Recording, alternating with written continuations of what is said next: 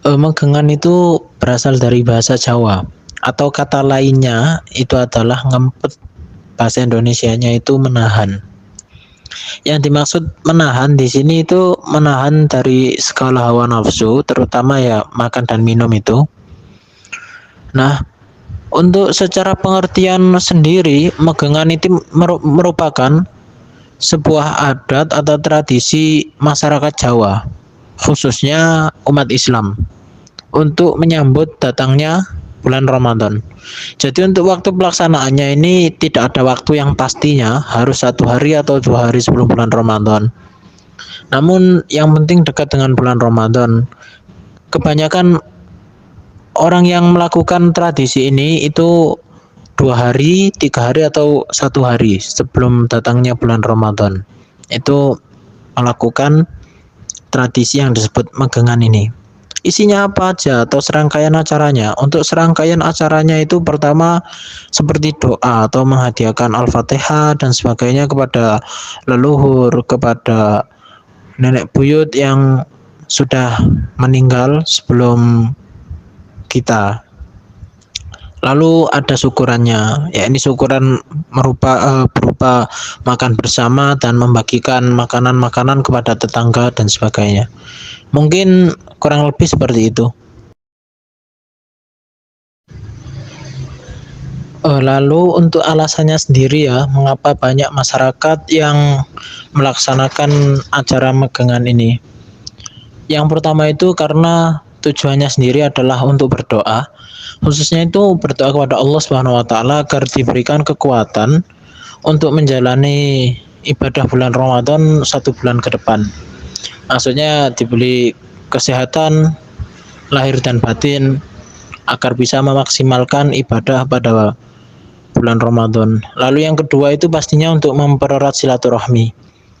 Nah, kapan lagi kita itu bisa berkumpul dengan tetangga-tetangga dalam suatu majelis, bisa bertukar cerita, bercanda tawa, atau membahas hal-hal yang memang menjadi pembahasan orang dengan ya termasuk golongannya lah. Kalau anak-anak ya mungkin pembahasannya seputar mereka, orang dewasa pembahasannya seputar mereka, seperti itu.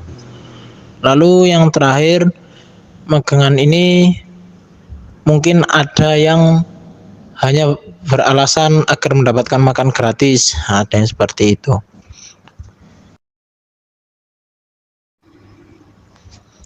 Seperti yang kita ketahui secara umum di Indonesia ini, umat Islam itu terbagi menjadi 2 ormas besar. Ini yang apa? Mungkin ada ormas-ormas lainnya, namun yang besar itu ada Nahdlatul Ulama dan Muhammadiyah.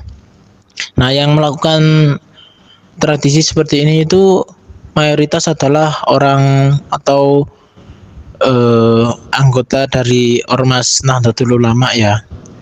Dan pastinya kalau ditanya ini menjadikan toleransi atau perpecahan, pastinya ini malah menimbulkan toleransi.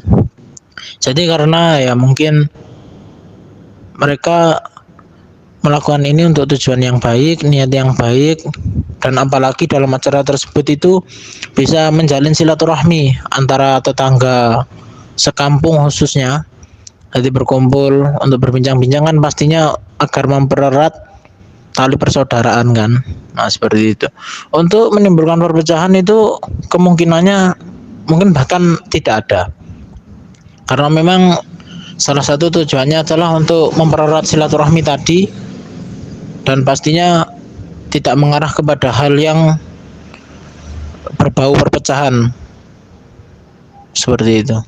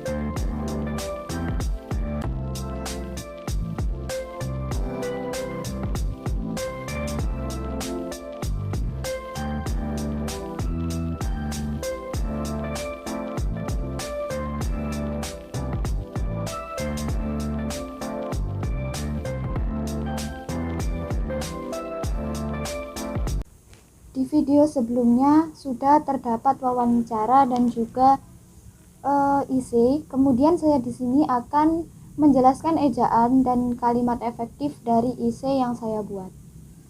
Yang pertama yaitu ejaan di paragraf pertama, yaitu masyarakat. Terkadang kita itu sering mendapati banyak ejaan itu masyarakat, namun yang baku adalah masyarakat. Kemudian yang kedua yaitu Jawa. Penulisan kata Jawa dalam teks berikut adalah menggunakan huruf kapital keseluruhan karena menunjukkan suatu bangsa atau suku. Kemudian di paragraf kedua yaitu di sini ada kata megeng. Kata megeng ini dicetak miring karena merupakan bahasa asing, bukan bahasa Indonesia. Kemudian yang keempat yaitu ngempet. Kata ngempet ini juga dicetak miring karena merupakan bahasa asing, bukan bahasa Indonesia. Kemudian ada masyarakat dan Jawa. Itu sudah saya jelaskan tadi di paragraf pertama. Kemudian di situ ada Islam. Nah, Islam ini menggunakan huruf kapital karena merupakan nama agama. Kemudian di situ ada berdoa. Berdoa ini kita itu sering sekali mendapati ejaan berdoa menggunakan tanda petik. Namun yang baku adalah tanpa tanda petik, yaitu berdoa. Kemudian ada kata Islam, itu menggunakan huruf kapital karena merupakan nama agama. Kemudian di paragraf ketiga yaitu ada Ramadan. Nah, Ramadan ini sudah dijelaskan pada paragraf kedua. Kemudian ada kata silaturahmi. Silaturahmi ini juga sudah dijelaskan pada paragraf kedua. Kemudian di situ ada efektif. Nah, dalam penulisan kata efektif ini bakunya itu adalah menggunakan F, efektif, bukan menggunakan V. Kemudian di situ ada di samping. Di samping merupakan imbuhan di ketika bersambung dengan kata benda yang artinya menunjukkan keberadaan haruslah diberi spasi. Namun ketika bersambung dengan kata kerja pasif maka tidak perlu menggunakan spasi. Contoh di kamar dan dimakan. Kemudian di situ ada masyarakat. Nah, itu juga sudah dijelaskan di paragraf kedua. Kemudian di situ ada wadah, yang baku adalah wadah memakai H, bukan wadah tanpa H. Kemudian saya akan menjelaskan tentang kalimat efektif. Nah, yang terdapat pada paragraf pertama yang saya bold yaitu terdapat kalimat terkadang didapati adat istiadat yang sama antara daerah yang satu dengan yang lain, namun berbeda penamaannya. Kalimat tersebut adalah contoh kalimat koherensi yang merupakan adanya hubungan timbal balik antar dua kalimat. Yang paragraf kedua yaitu di situ sudah saya bold menahan hawa nafsu yang terkait dengan makan, minum, berhubungan seksual, dan lain sebagainya. Kalimat tersebut memuat keparalelan karena adanya kesamaan bentuk kata yang digunakan, yaitu makan, minum, berhubungan seksual, yang mana keseluruhan adalah kata kerja.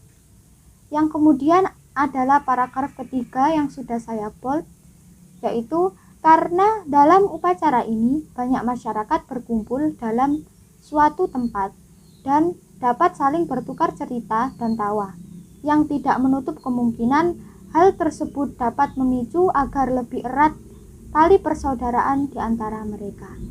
Penggunaan kata mereka pada akhir kalimat adalah bentuk kata ganti untuk penghematan, maka kalimat tersebut memuat kehematan. Demikian penjelasan ejaan dan juga kalimat efektif. Kurang lebihnya saya mohon maaf. Dan saya akhiri, wassalamualaikum warahmatullahi wabarakatuh.